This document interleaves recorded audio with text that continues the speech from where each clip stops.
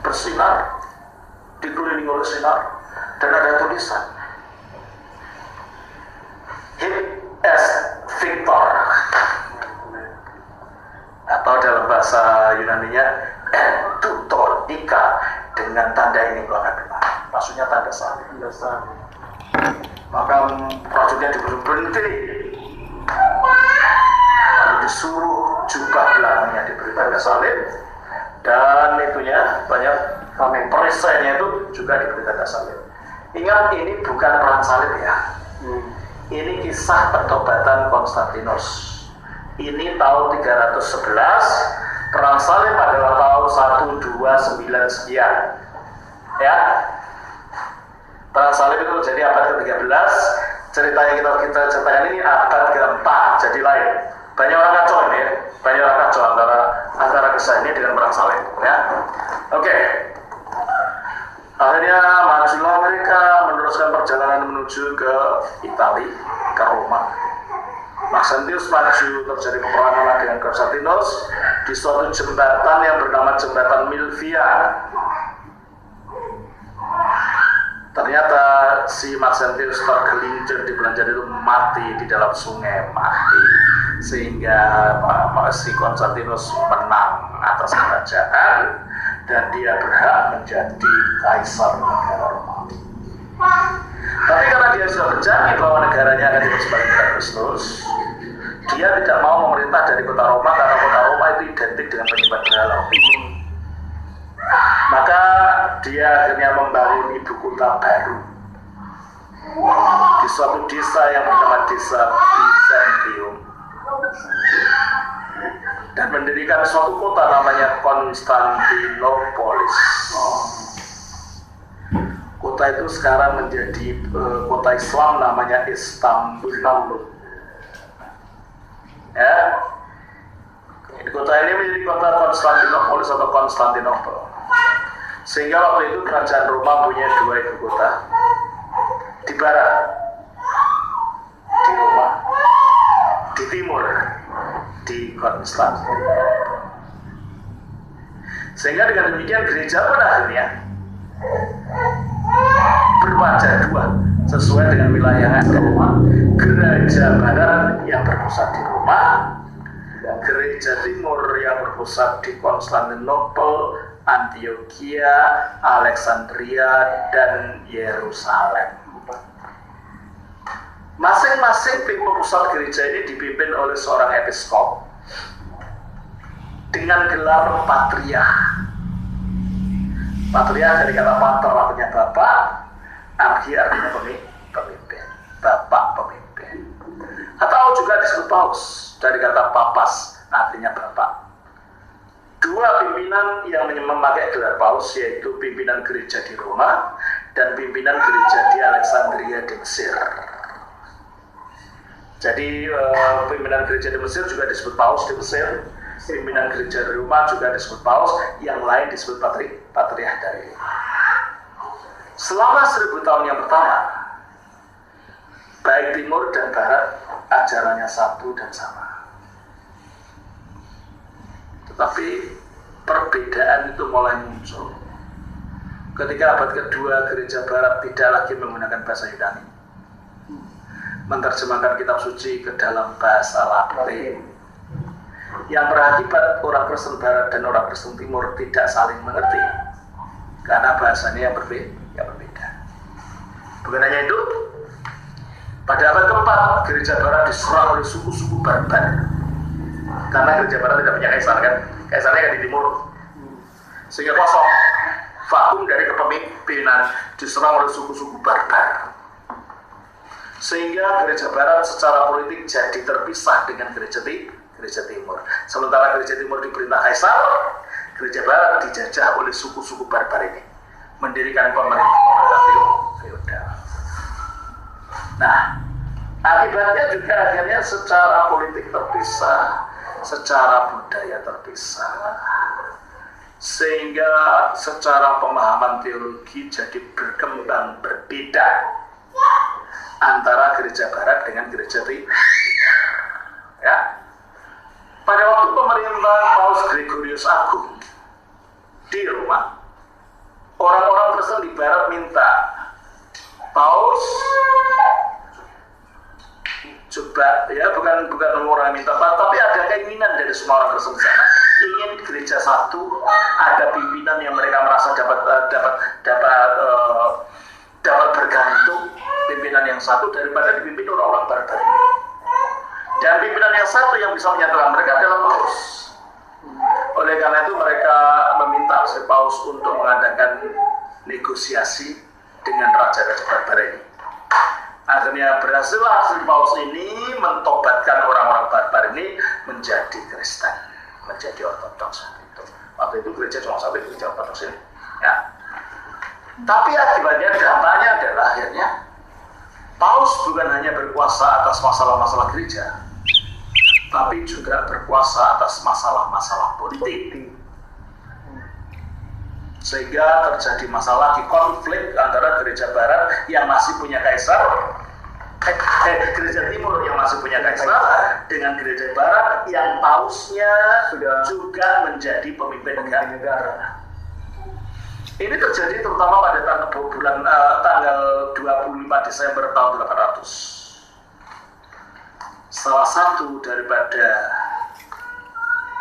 raja barbar ini, keturunannya Raja Pipin si Pendek, mempunyai anak namanya Karel Agung atau Charlemagne kalau bahasa Inggrisnya.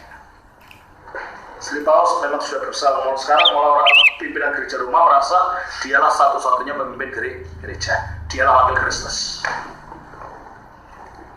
Nah, perkembangan di Barat ini tidak dideteksi oleh gereja Timur karena perpisahan budaya.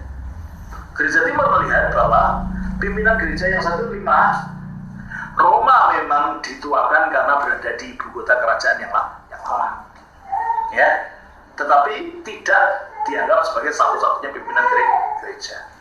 Gereja Barat karena sudah terlalu lama pisah dengan gereja Timur, makin menganggap bahwa pimpinan gereja cuma satu, yaitu di Roma.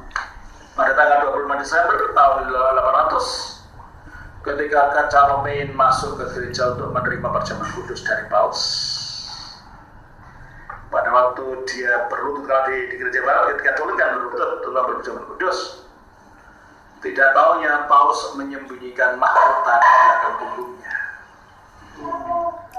Waktu dia berlutut menerima perjamuan kudus, langsung diberi mahkota, "Aku tobatkan kau menjadi raja." Sehingga raja-raja Eropa menerima kekuasaannya secara politik dari tangan Sri Paus. Dan sejak saat itulah gereja Barat itu pimpinannya menjadi penguasa gereja dan penguasa negara pada saat yang bersamaan.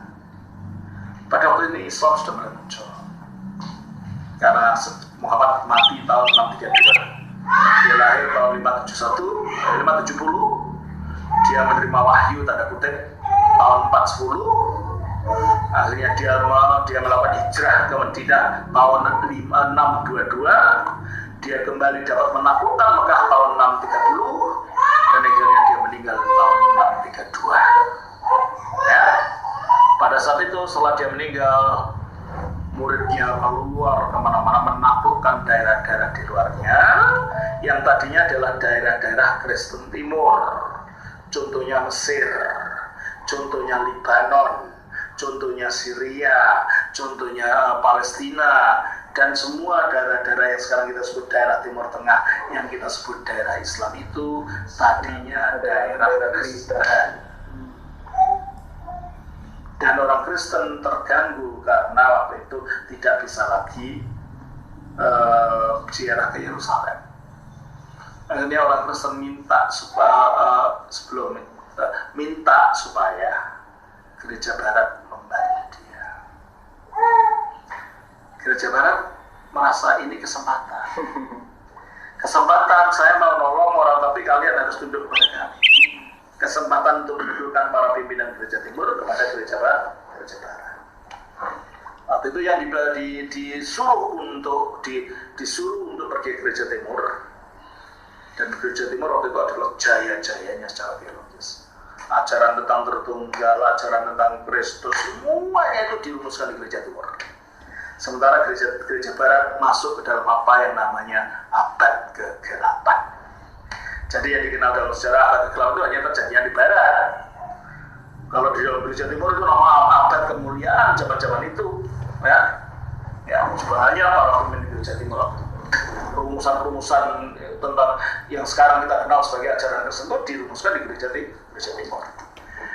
Nah, dia minta pada itu yang menjadi kaisar Alexios Komnenos, dan dia minta kepada Bapak Paus di Barat, tolong kami.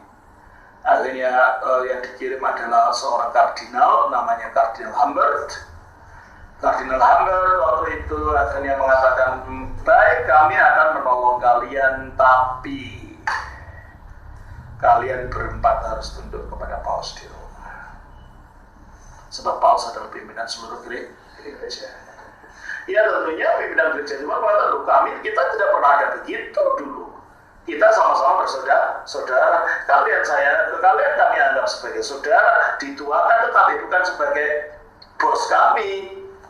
Masing-masing kita punya wilayah sendiri. Tidak terima ini utusan Subrausi Humbert ini. Ya. Ini terjadi pada bulan Juni tahun 1054. Hari itu ketika diadakan ibadah, waktu gereja yang paling besar seluruh dunia adalah di gereja timur, sekarang menjadi masjid muslim sekarang. Namanya Gereja Hagia Sophia. Gereja yang pernah dibangun yang paling besar dan paling cemerlang adalah di gereja timur. Itu ada ribuan orang sedang ibadah berjam kudus. Si Humbert masuk ke dalam gereja bukan untuk ibadah, membawa surat pengucilan. Karena para patriark gereja timur tidak mau tunduk di Roma, gereja timur dikucilkan, surat pengucilannya ditaruh di atas altar. Wah, kan gereja orangnya seluruh pimpinan panggil, ini gimana kita mau dikucilkan oleh gereja Roma ini? Kita bukan bahwa mereka teman cuma seenaknya, ya ganti kita kucilkan. Akhirnya bahwa pimpinan gereja timur yang 4 mengucilkan gereja barat. Sehingga gereja barat dan gereja timur saling mengucilkan, terjadi pada bulan Juni 1054, dan itulah terpecahnya gereja yang satu menjadi dua. Yang barat itulah lalu disebut gereja Roma Katolik, yang timur itulah yang kemudian disebut gereja Ortodoks. Bukan disebut tetap gereja. Iya, tetap gereja Ortodoks ya. Kalau disebut berarti ada memang tetap Ortodoks, jadi tetap lurus gitu ya. Tidak lama kemudian gereja barat setelah terpisah dari gereja timur, ajarannya makin menjauh dari ajaran Rasuliat yang tetap dipelihara oleh gereja timur, sehingga mengundang protes. Ya. Ada seorang pastor bernama Martin Luther mengadakan protes terhadap apa yang dianggap kerusakan yang terjadi di gereja barat. Protes tidak diterima dengan baik, Luther diusir, sehingga Luther akhirnya terpaksa harus membentuk komunitasnya sendiri. Disitulah mulainya munculnya Protestanisme. Tapi Protestanisme tidak pernah satu wajahnya, karena di samping Luther ada Calvin. Di Calvin ada Zwingli. Di samping itu ada yang namanya kelompok-kelompok radikal yang baik juga dianiaya oleh Luther, ada yang dibunuh sama Calvin. Jadi kalau orang Protestan sedang melakukan Katolik kejam, reformasi Protestan juga ada kekejaman di sana. Ada pembunuhan segala. Severus dibunuh oleh Calvin. Hanya dari sudut caranya dia digantung, dibakar. Nah, orang-orang Mennonite dibunuh sama pengikutnya Luther. Nah, jadi terjadi, sebetulnya kalau kita melihat secara gereja, kita tidak boleh melihat hanya satu sisi saja. Ternyata dua-duanya melakukan hal yang demikian. Nah, sejak saat itulah dunia Protestan memang tidak pernah satu. Pecah. Dan yang terakhir adalah yang 41.000 aliran itu jumlahnya. Jelas ya? Jadi kalau begitu kita melihat dalam dunia ini bukan hanya Protestan dan Katolik, ada 3 kelompok. Ya. Gereja mula-mula itulah gereja purba, gereja Ortodoks, gereja timur, lalu gereja barat itulah gereja Roma Katolik dan gereja-gereja Protestan. Jelas ya? Dan itulah makanya dengan adanya kekacauan semacam ini yang sebenarnya diprovokasi oleh gereja Katolik. Provokatornya karena apa? Sri Paulus ini awalnya menimbulkan macam-macam protes saat kejadian seperti ini ya. Sebenarnya Luther sebelum dia meninggal, dia sebenarnya ingin kontak dengan Patriark Gereja Timur. Luther tahu ada Gereja Timur, sehingga dia menulis surat kepada Patriark Yeremia kedua waktu itu. Tetapi karena itu Luther kan orang Jerman, Patriark akan tinggal di Turki. Karena pada tahun 1453 ya, setelah jadi waktu itu ketika ada satu suku bangsa berasal dari utaranya TJ, yaitu bangsa Mongol, dipimpin oleh Genghis Khan. Keluar mengadakan penaklukan termasuk di Indonesia. Dipimpin bangsa Tatar ke sini bertemu dengan Raden Wijaya. Yang Raden Wijaya digunakan kekuatan untuk mengalahkan musuhnya dan mendirikan kerajaan Majapahit. Jadi sampai ke sini, sampai ke Indonesia sini ya, bangsa Mongol. Tapi juga ke barat, dari timur Jawa Cina ke barat, ke arah Asia Barat. Dan di sana mereka menaklukkan kekhalifahan Islam yang sudah makin menjadi kuat. Ya. Karena Islam ditaklukkan, tapi sayang agamanya diadopsi. Padahal zaman itu banyak permaisuri dan putri-putri kerajaan Mongol itu yang sudah menjadi Kristen Ortodoks oleh penginjilan dari Persia. Banyak permaisuri yang sudah menjadi Kristen Ortodoks. Saya hanya memang suami-suaminya belum. Mereka masih memegang agama Shamanisme, sama agama asli mereka. Tetapi tidak tahu kenapa akhirnya ketika mereka mengalahkan Baghdad, agama Islam diadopsi. Sehingga Islam yang sudah mengalami kemunduran menjadi kuat kembali karena bangsa Turki ini. Sehingga akhirnya setelah Turki menerima Islam, melakukan penyerangan ke barat lagi, ke Bizantium. Ya, sampai akhirnya waktu itu daerah-daerah wilayah Turki, terutama Yerusalem, tidak bisa dikunjungi orang Kristen. Karena dicegat orang Turki, terjadi penganiayaan terhadap orang Kristen. Orang Kristen di Bizantium merasa kewalahan. Dari selatan diserang Arab, dari timur diserang Turki, dari utara diserang bangsa-bangsa barbar ini. Nulis surat lagi ke barat, tolong kami ini ada jihad ini mengalahkan daerah-daerah kami. Nah, ketika itu disuruh sana, ditanggapinya, ayo kita rebut tanah Kristen kita. Itulah munculnya perang salib. Perang salib itu adalah reaksi terhadap jihad. Jadi orang Kristen merasa ingin merebut tanahnya yang direbut oleh orang Islam. Jadi kalau selama ini digambarkan perang salib itu agresif, Islam itu tidak benar. Tidak sepenuhnya benar. Karena yang memulai merebut tanah adalah tentara Islam. Orang Kristen bereaksi ingin mengambil alih. Ya. Tapi akhirnya terjadi kesalahan-kesalahan dalam itu. Terutama pada perang salib itu sampai 9 kali perang salib. Pada waktu perang salib keempat, karena gagal mengalahkan Islam, yang diserbu tentara Katolik dari Barat adalah gereja Timur.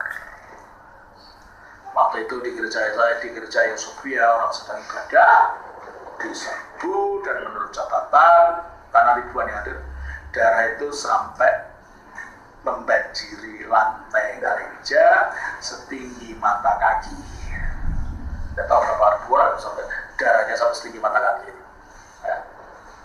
Dibunuh sehingga dan harta benda gereja Timur dirampok oleh tentara Khalid dibawa ke barat.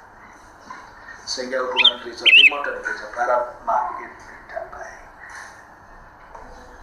Dan akibatnya adalah karena gereja Timur dari Barat diserang saudaranya sendiri, sesama orang Kristen.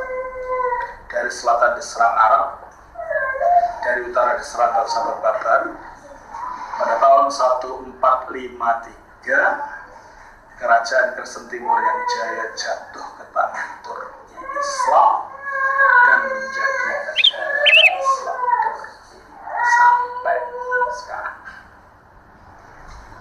Itulah sebabnya mengapa banyak orang Kristen Barat tidak tahu tentang gereja Timur.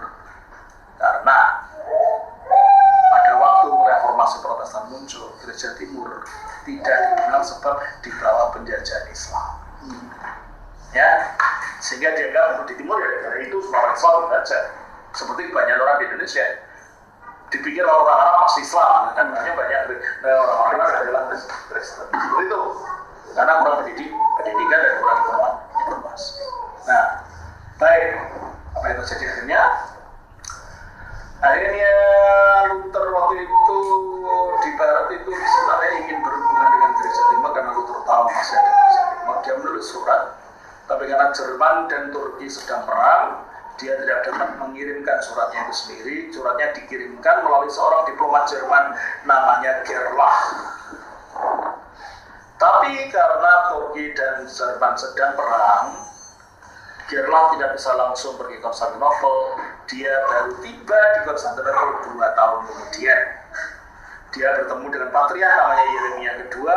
Suratnya Luther diserahkan kepada Patriark Yeremia kedua, tapi terlambat, Luther sudah meninggal. Sehingga kesempatan reformasi Protestan untuk bersentuhan dengan gereja Timur tidak terjadi. Itulah kejadiannya. Jadi sekarang sudah melihat gambarannya ya. Ternyata itu sejarah gereja. Nah, sejarah gereja Timur yang begitu jaya itu menjadi awal mula kekristenan itu sangat tidak diketahui oleh orang Indonesia. Dan ini perlu diberitakan kembali. Modelnya sejarah bukan begitu. Ini ada gereja Timur, gereja yang memelihara ajaran Rasulia. Ya. Untunglah pada tahun 988 sebelum kejadian sebelumnya itu, gereja Timur sempat mengabarkan Injil ke tanah sebelah utaranya. 2 kakak beradik, namanya Cyril dan Methodius, dikirim oleh Patriark dari Konstantinopel namanya Patriark Photius untuk menginjili bangsa-bangsa Eropa Timur dan bangsa Rusia yang waktu itu menyembah berhala namanya Dewa Perun. Dan akhirnya dengan pekerjaan para kakak beradik Cyril dan Methodius ini, bangsa-bangsa ini memeluk iman Kristen di dalam tradisi gereja Timur, sehingga negara Rusia menjadi negara Kristen. Selama orang-orang Ortodoks dianiaya Islam, Rusia selalu merdeka pada saat itu. Tapi sayang pada tahun 1917 Rusia jatuh ke tangan komunis.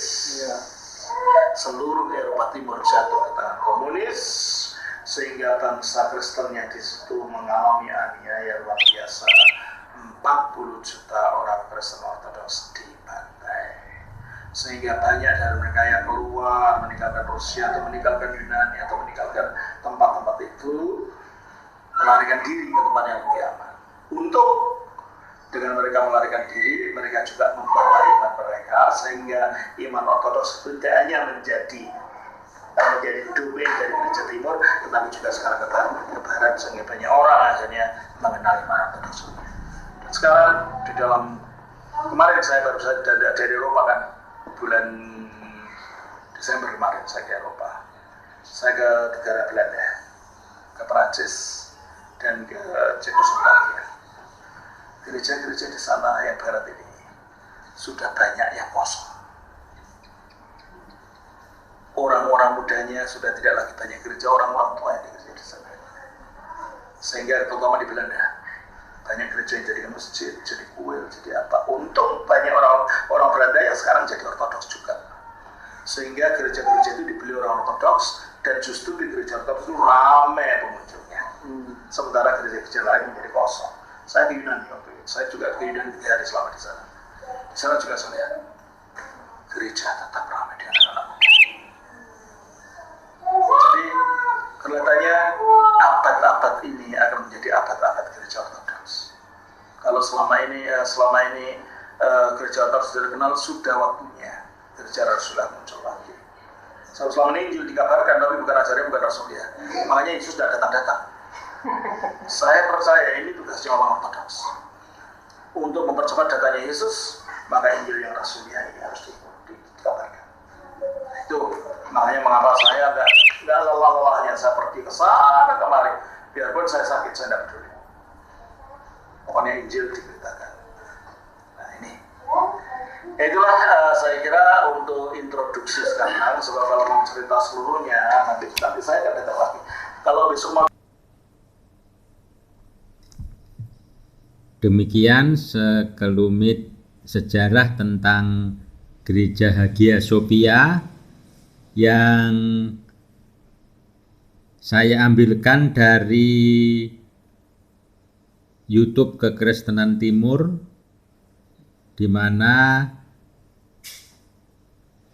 homili ini atau seminar ini disampaikan oleh Romo Biantoro pada tahun 2014 di Citraland, Manado. Untuk YouTube selengkapnya bisa dilihat di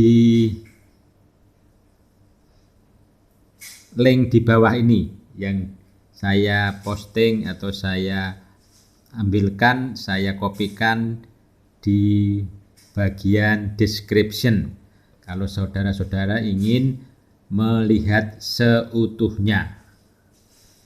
Demikian, semoga bisa memberikan pencerahan.